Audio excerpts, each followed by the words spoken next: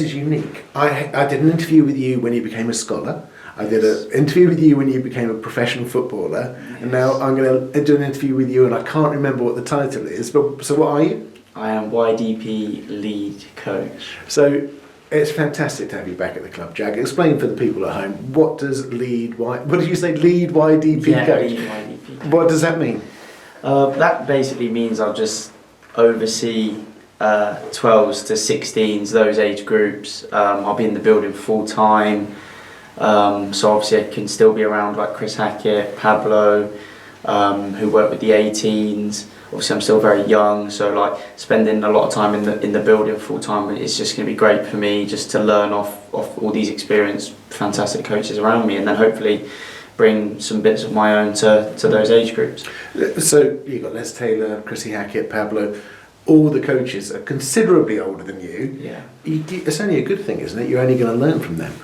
Yeah, no, well, so I came in earlier on this year, and I was so privileged to work with Pablo straight away. He kind of took me under his wing, and straight away I started picking up habits, good habits, things to do, and just working alongside Chris, Leon, even as a player, playing under them, you just pick up little bits that they do, and then on my coaching journey now, learning bits from them is only going to help me and get me to a better place. You say on your coaching journey now, have you been taking notes on the coaches as you've gone through various age groups or working with Woodney or whatever?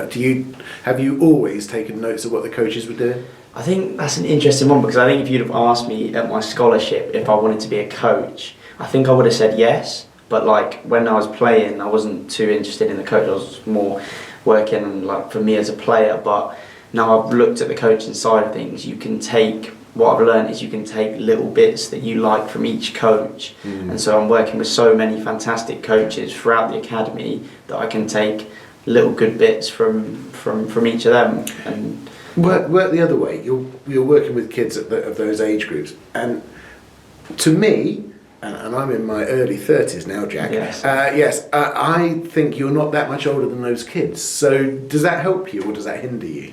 I think it helps. I mean, obviously I'm 21.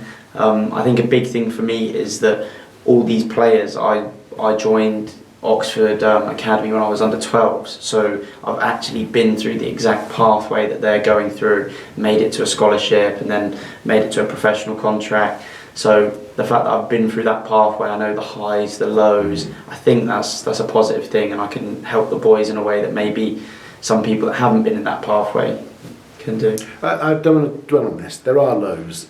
Even as we're talking, I can see a couple of scholars out of the window to your right, my left, who are not going to be offered professional deals. You can see them now as well. Yeah.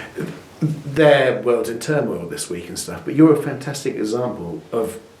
There are lots of ways back into football. You're still playing as well, aren't you? So. Yeah. No. Obviously, I was like, I think it was a year ago. I was in the same position, getting released. Like, it is part of football. It's not a nice thing to do, and luckily for me, I got the opportunity through this club to stay in football. I had a time period where I dropped out of football and thought, I need to stay away.